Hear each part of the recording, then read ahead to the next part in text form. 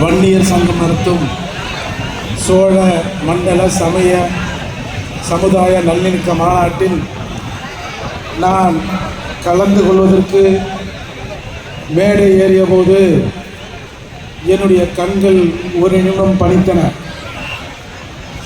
தமிழில் சொல்லுவார்கள், ஒரு வார்த்தை வெல்லும், ஒரு வார்த்தை கொல்லும் என்று சொல்வார்கள். இந்த மாநாட்டில் ஒரு பறையர் சமூகத்தின் பிரதிநிதியாக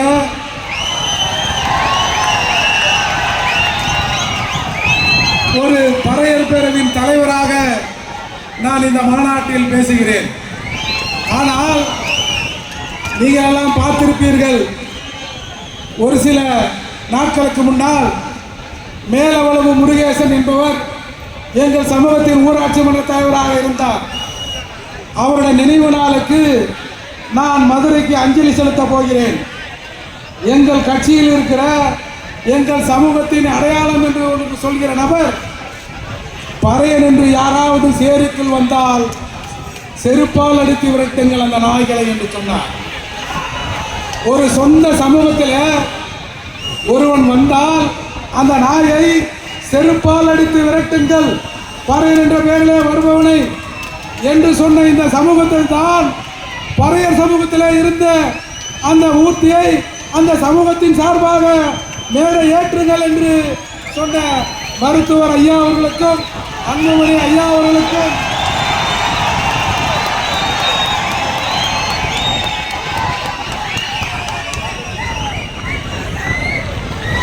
அன்பு அண்ணன் GK மணி அவர்களுக்கும் அன்பு அண்ணன் வழக்கறிஞர் பாலு அவர்களுக்கும் இந்த நிகழ்ச்சியில் என்னை கலந்து கொள்வதற்கு அடிக்கடி என்னை தொடர்பு கொண்டு இதை ஆர்கனைஸ் செய்த அண்ணன் ம.க. ஸ்டாலின் அவர்களுக்கும் மாவீரன் குரு அவர்களை மனதிலே நினைத்து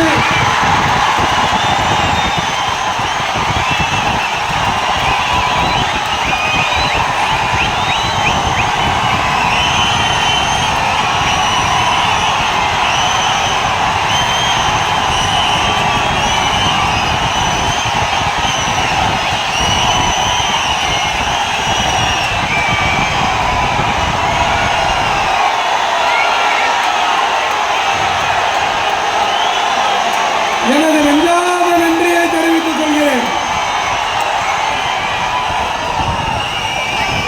பொதுவாக மருத்துவர் ஐயா அவர்கள் யாரையும் அதட்டி பேசி நான் பார்த்ததில்லை. ஆனால் அவர் அதிர்ந்தும் பேசியதில்லை. ஆனால் ஒவ்வொரு வார்த்தையும் அரசியலாக பேசக்கூடியவர் நம்முடைய மருத்துவர் ஐயா அவர்கள். இப்போ அரசியல் பத்திரன்னு சொல்லி அதை பண்ணு இதை பண்ணுன்னு தெருவில் இழுத்து விட்டுட்டு நாம் பாட்டு போற வேலையை செய்கின்ற இந்த சமூக தலைவர்கள் இருக்கிற நிலையில் ஒவ்வொரு வார்த்தையையும் அரசியலாக பேசக்கூடியவர் நம்முடைய மருத்துவர். நீங்க அண்மையில் பார்த்திருக்கலாம், யார்கிட்ட போய் அந்த 10.5% கேட்பது வெட்கம் வெட்கம் வெட்கம், இந்த 3 வார்த்தை தான் சொன்னார். அந்த 3 வார்த்தைக்கும் அந்த 3 முறை சொல்லியதற்கும் 3000 அர்த்தங்களை இந்த சமூகத்தில் நாம் சொல்லலாம். வெட்கம்னா, நான் தமிழ, நான் யார்கிட்ட எனக்கு 10.5 கொடுன்னு கேட்கறது? இன்னொன்று, நான் பெரும்பான்மை, நான் தமிழ்நாட்டில் பெரும்பான்மை சமூகமாக இருக்கிற நான் எண்ணிக்கையில் சிறுபான்மையாக இருக்கிற உன்னிடம் வந்து நான் 10.5 எனக்கு கொடுன்னு கேட்கணுமா?